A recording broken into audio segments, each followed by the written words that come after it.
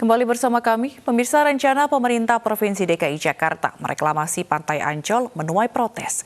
Sejumlah mahasiswa menggelar unjuk rasa menentang serta menuntut reklamasi dibatalkan. Gubernur DKI Jakarta Anies Baswedan menegaskan reklamasi Ancol tidak melanggar janji kampanyenya.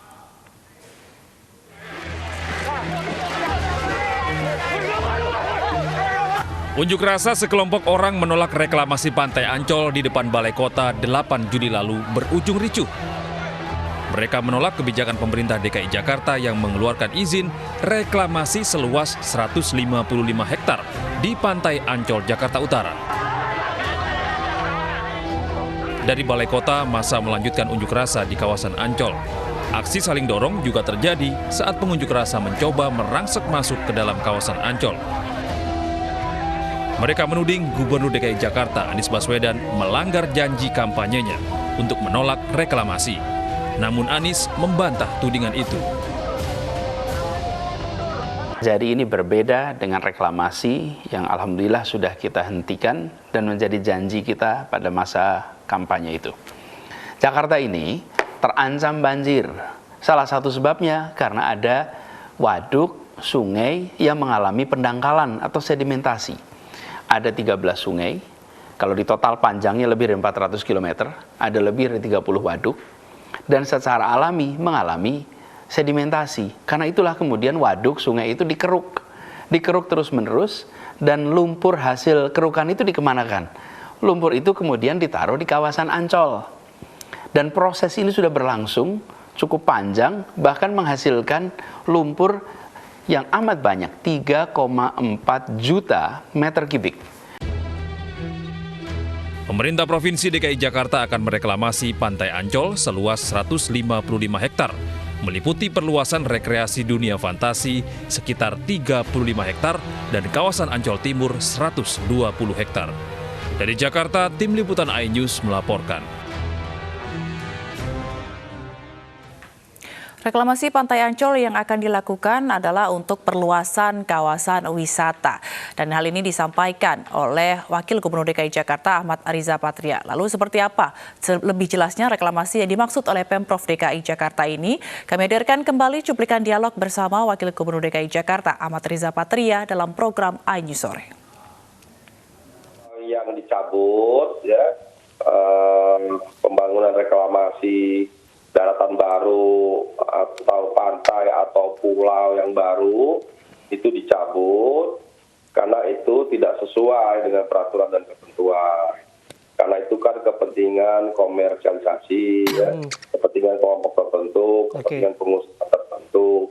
Nah, untuk yang di Ancol ini artinya tidak komersial, Pak? Bagaimana? Untuk yang Ancol ini artinya reklamasinya tidak dipertujukan untuk komersial? Ya berbeda, jadi kalau yang 17 pulau itu kan berbeda sekali. Justru itu malah dapat menimbulkan banjir, mengganggu lingkungan. Ya, kalau yang sekarang ini adalah Ancol Timur sebagai tempat daripada untuk mewadahi daripada hasil pengerukan tanah-tanah di 13 sungai di 5 waduk utama dan 30 waduk yang ada di Jakarta. Dan program ini sudah ada sejak 2009. Dan hasilnya nanti ya ini tidak mengganggu, tadi saya sebut tidak mengganggu nelayan, tidak mengganggu warga sekitar, tidak mengganggu lingkungan. Justru tempat ini dipilih ya, nanti hasil waduk ini juga akan hasil daripada pengerukan ini akan dimanfaatkan. Dimanfaatkan apa? Dimanfaatkan untuk perluasan dunia fantasi, taman rekreasi, dan perluasan taman rekreasi Ancol.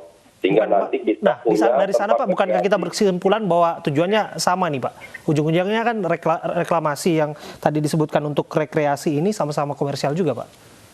Ya sangat beda dong, rekreasi sama komersial beda. Ini kan kepentingan rekreasi, ini kan kepentingan warga Jakarta.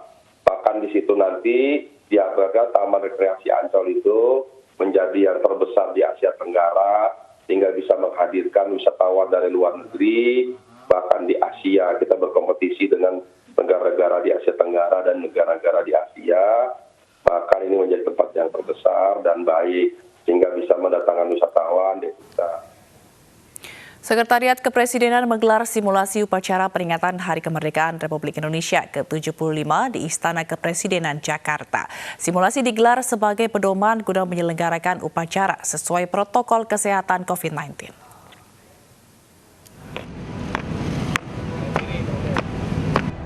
Dengan sigap pasukan pengibar bendera, latihan baris berbaris di Istana Kepresidenan Jakarta pada Minggu pagi.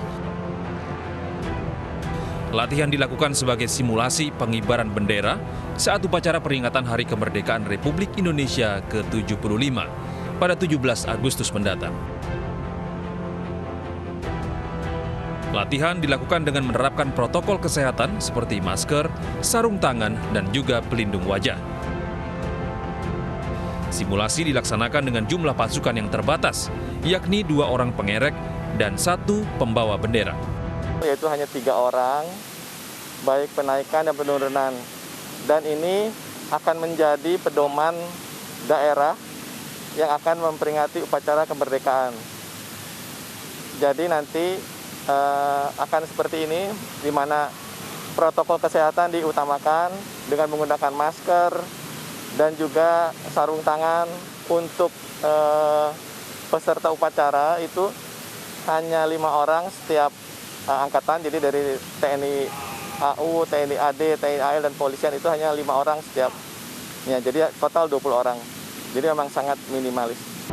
Sekretariat Presiden meminta masyarakat untuk menyemarakan peringatan Hari Ulang Tahun ke-75 Republik Indonesia dengan menyaksikan upacara pengibaran bendera secara virtual.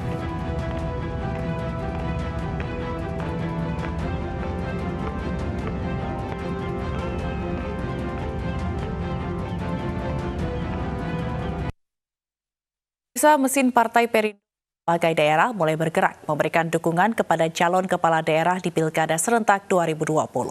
Perindo melakukan evaluasi dan penjaringan yang cukup ketat untuk menentukan dukungan terhadap calon yang diusungnya. Calon yang didukung nantinya memiliki kesamaan visi misi untuk mensejahterakan Indonesia.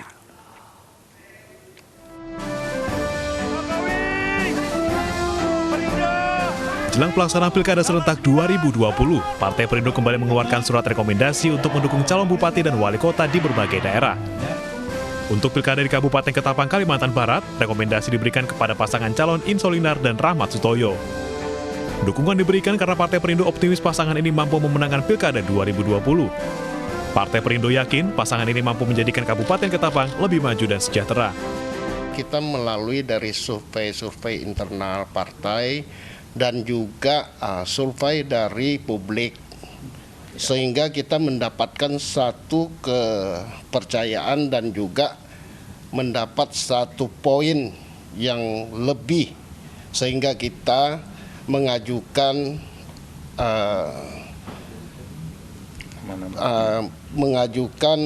calon-calon yang kita usung. Hari ini hari yang sangat berbahagia bagi kami berdua, bersama para ketua-ketua provinsi dan kabupaten menyerahkan rekomendasi ini kepada saya. Itu sangat luar biasa.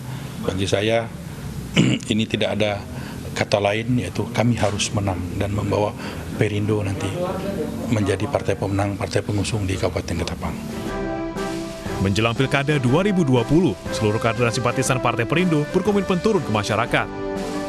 Melalui program-program partai, mewujudkan masyarakat sejahtera, Partai Perindo berharap pasangan calon yang sukses memenangkan Pilkada 2020. Tim Liputan iNews melaporkan.